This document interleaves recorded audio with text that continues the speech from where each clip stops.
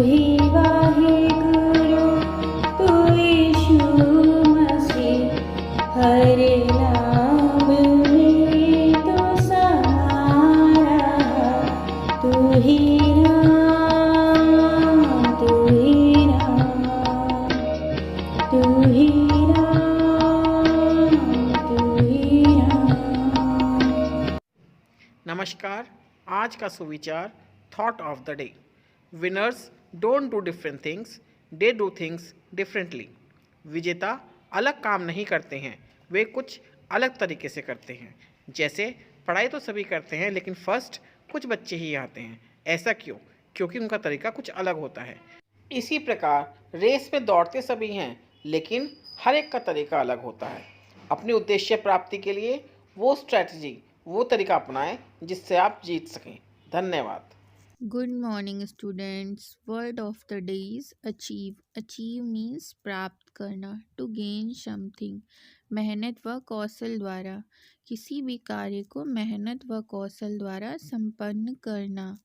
अगर हम कोई भी कार्य मेहनत व ईमानदारी के साथ करते हैं तो हमें अपने लक्ष्य की प्राप्ति अवश्य होती है। Thank you. प्यारे बच्चों, मैं अर्चना सरोहा लेकर आई हूँ टुडेज़ हिस्ट्री। आज ही के दिन सन 1780 में पंजाब के महाराजा रणजीत सिंह का पाकिस्तान के गुजरावाला में जन्म हुआ। आज ही के दिन 2014 में भारतीय क्रिकेटर रोहित शर्मा ने श्रीलंका के खिलाफ अंतर्राष्ट्रीय एक दिवसीय मैच की एक पारी में सबसे ज़्यादा 264 रन बनाने का रिकॉर्ड बनाया। धन्यवाद। सुप्रभात। मैं उपस्थित हूँ आज के विशेष के साथ। आज के विशेष में महाराजा रणजीत सिंह, एक महान व्यक्तित्व के पुरोधा के बारे में जानेंगे। महाराजा रणजीत सिंह का जन्म 13 नवंबर 1780 को हुआ था और उनकी मृत्यु 27 जून 1839 में हुई थी। महाराजा रणजीत सिंह सिख साम्राज्य के राजा थे।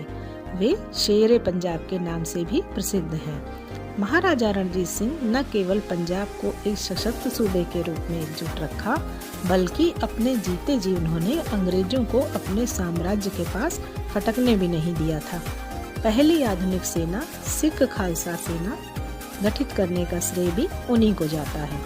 उनकी सरपरस्ती में पंजाब बहुत शक्तिशाली राज्य था। धन्यवाद। नमस्कार। Quiz of the day. प्रश्न 1, भारत का जनसंख्या घनत्व कितना है? उत्तर 382 व्यक्ति प्रति वर्ग किलोमीटर। प्रश्न 2, भारत का सर्वाधिक जनसंख्या घनत्व? उत्तर बिहार 1106 व्यक्ति प्रति वर्ग किलोमीटर। प्रश्न 3, भारत में न्यूनतम जनसंख्या घनत्व? उत्तर अरुणाचल प्रदेश 17 व्यक्ति प्रति वर्ग किलोमीटर। प्रश्न 4, भारतीय उपमहाद्वीप में सम्मिलित देश? उत्तर भारत, पाकिस्तान, बांग्लादेश, नेपाल और भूटान। शुभ प्रभात बच्चों। आज मैं आपको कहानी लेकर आई हूँ जिसका शीर्षक है सच्चा हीरा। तो सुनो। शाम का समय था। गांव की 4 औरतें कुएं पर पानी भरने आईं और अपना अपना मटका भरकर बतियाने बैठ गईं। पहली औरत बोली, भगवान मेरे जैसा लड़का सबको दे। उसका कंठ इतना सुरीला है कि सब उसकी आवाज सुनकर मुग्ध हो जाते हैं। इस पर दूसरी बोली, मेरा लड़का इतना बलवान है कि सब उसे आज के युग का भीम कहते हैं। बच्चों, इस पर तीसरी औरत कहाँ चुप रहती। वह बोली, अरे मेरा लड़का एक बार जो पढ़ लेता है वह उसको उसी समय कंठस्थ हो जाता है। यह सब सुनकर चौथी औरत ने कहा, मैं क्या कहूँ, वह न तो बलवान है और ना ही अच्छा गाता है। यह सुनकर चारों ने मटके उठाए और अपने गांव की ओर चल दी।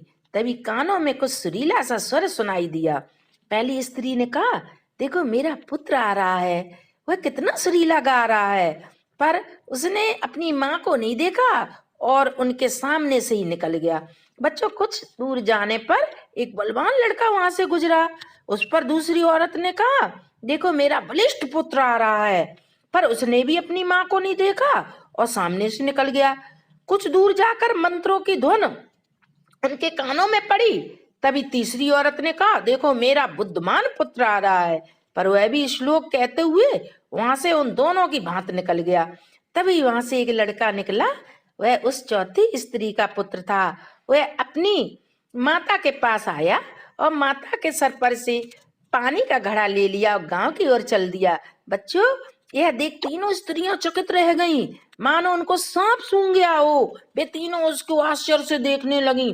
तभी वहां पर बैठी एक वृद्ध महिला ने कहा, देखो, इसको कहते हैं सच्चा हीरा। सबसे पहला और सबसे बड़ा ज्ञान संस्कार का होता है, जो किसी और से नहीं बल्कि स्वयं हमारे माता पिता से प्राप्त होता है। फिर भले ही हमारे माता पिता शिक्षित हों या ना हो, यह ज्ञान उनके अलावा दुनिया का कोई भी व्यक्ति नहीं दे सकता है। धन्यवाद। सुप्रभात, मैं हूं प्रेम वर्मा और आज मोटिवेट योरसेल्फ में बात करेंगे कोई नई चीज कैसे सीखें। आप अक्सर देखते होंगे कुछ शिक्षक बहुत अच्छा गीत गा लेते हैं तो कुछ कहानियां बहुत अच्छी सुनाते हैं, कुछ बोर्ड पर बहुत अच्छा लिख लेते हैं तो कुछ सुंदर आलेखन कर लेते हैं, कुछ की ड्राइंग बहुत अच्छी है तो कुछ की पेंटिंग, कुछ टीएलएम बहुत अच्छे बनाते हैं तो कुछ चार्ट, कुछ शिक्षक खेल व्यायाम और योग बहुत अच्छा करवाते हैं तो कुछ शिक्षक गतिविधि बहुत अच्छी करवा लेते हैं, कुछ आईसीटी का इस्तेमाल करके बहुत सारी नई नई चीजें बताते रहते हैं तो कुछ शिक्षक पपेट्री और क्राफ्ट बहुत अच्छा बनाते हैं और शिक्षण कार्य में उनका इस्तेमाल करते हैं। अगर देखा जाए तो उन सभी विधाओं का प्रयोग बेसिक शिक्षा में होता ही है और जो शिक्षक उपरोक्त में से किसी भी एक विधा में भी बेहतर होते हैं वो भीड़ में खुद को एक अलग पहचान पाने में सफल होते हैं और उनकी इस विधा का लाभ पूरे विद्यालय और उनके छात्रों को होता है। क्या हो कि आप भी इन विधाओं में माहिर हो जाएं? इसके लिए आपको सिर्फ 20 घंटे देने होंगे और एक बार में कम से कम 45 मिनट। चलिए देखते हैं कैसे। सबसे पहले आपको अपना लक्ष्य तय करना है कि आप क्या करना चाहते हैं। दूसरा, आपको अपनी छोटी छोटी स्किल्स को पहचानना होगा और उस लक्ष्य को पाने के लिए जो सबसे जरूरी स्किल है उस पर काम करना शुरू करना होगा। तीसरा, खोजें। आजकल सबसे अच्छा तरीका है गूगल और यूट्यूब। आपको जो भी नया करना हो उसे सर्च करके उसकी बारीकियों को समझें। चौथा, निरंतर अभ्यास और सीखने में आ रही बाधाओं को दूर करना। दरवाजे बंद कर लें, एकांत में चले जाएं, हर उस चीज से खुद को अलग कर लें जिससे आपका ध्यान भटक सकता हो और अभ्यास करें, क्योंकि निरंतर अभ्यास से सब सीख सकते हैं।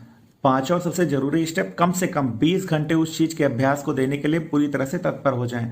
आप भी अच्छा बोल सकते हैं, आप भी अच्छा गा सकते हैं, आप भी अच्छी ड्राइंग कर सकते हैं, योग करवा सकते हैं, खेल करवा सकते हैं, अच्छे टीएलएम बना सकते हैं, आईसीटी का प्रयोग करके, पपेट्री बना करके, क्राफ्ट वर्क करके, गतिविधियां करवा कर कक्षा शिक्षण कर सकते हैं। क्योंकि शिक्षा का प्रमुख उद्देश्य ये होता है कि उसे बाहर लाना जो आपके अंदर है। ये सभी गुण सभी में हैं, बस उसे बाहर लाने की आवश्यकता है। सहमत हो तो शेयर करें। Thank you. आप सभी को संजीव शर्मा की ओर से एक बार फिर से नमस्कार।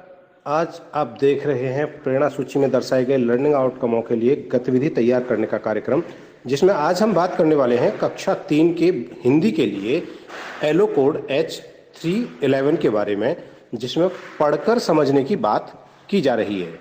तो आइए देखते हैं कि इस एलो को प्राप्त करने के लिए किस प्रकार की गतिविधियां हम कक्षा शिक्षण के दौरान करा सकते हैं। यहाँ दी गई गतिविधि एक उदाहरण मात्र है। आप ऐसी ही अन्य गतिविधियां अपने कक्षा शिक्षण के दौरान अपनी शिक्षण योजना में तैयार कर सकते हैं। आज के हमारे एलो को प्राप्त करने के लिए एक सबसे अच्छा तरीका ये हो सकता है कि हम छात्रों के साथ मुहावरों का प्रयोग करते हुए कुछ बातचीत करें। कुछ ऐसे प्रचलित मुहावरों का प्रयोग करें जो सामान्य भाषाओं में बच्चे के सामान्य वातावरण में प्रयोग किए जाते हैं। इस तरह की परिस्थितियों का आप निर्माण करें और मुहावरों का प्रयोग करते हुए बातचीत करें और अपनी कही हुई बात का छात्रों से अलग अलग तरीके से अर्थ पूछें। जैसे कि पीछे वाले रास्ते पर एक बार क्या गिरा, अब तो यह हाल हो गया है कि दूध का जला छाछ को भी फूक फूक कर पी रहा हूं। आप अपने ऊपर ही ये कह सकते हैं। कई बार छात्र अपनी बातों में भी इस तरह के मुहावरे प्रयोग करते हैं। उदाहरण के तौर पर 9 2 11 होना। इसके लिए जरूरी है कि एक प्रॉपर अभ्यास किया जाए और सामान्य बातचीत में जब आप इस तरह के मुहावरे प्रयोग कर रहे होंगे और फिर अगली बार में उसके अर्थ की बात कर रहे होंगे तो आप देखेंगे कि छात्र बहुत बेहतर तरीके से समझ बना पा रहे हैं और इस प्रकार के मुहावरों का अर्थ व्यवहारिक रूप से समझने का प्रयास कर रहे हैं। तो इस प्रकार की गतिविधियां आप करा सकते हैं और इस तरह से हम इस एलो कोड को प्राप्त कर सकते हैं। आपसे अनुरोध है कि गतिविधि को रोचकतापूर्ण तरीके से ही कराएं और जब भी छात्र अपनी बात कह रहे हों तो उनके हाव भाव का विशेष ध्यान रखें। आपकी सक्रिय भागीदारी बहुत अधिक जरूरी है। याद रहे, छात्र आपसे कहीं अधिक सक्रिय होने चाहिए। तो कराते रहें गतिविधि और हासिल करें प्रेरणा लक्ष्यों को। हम बनाएंगे प्रेरक प्रदेश उत्तर प्रदेश। जय हिंद।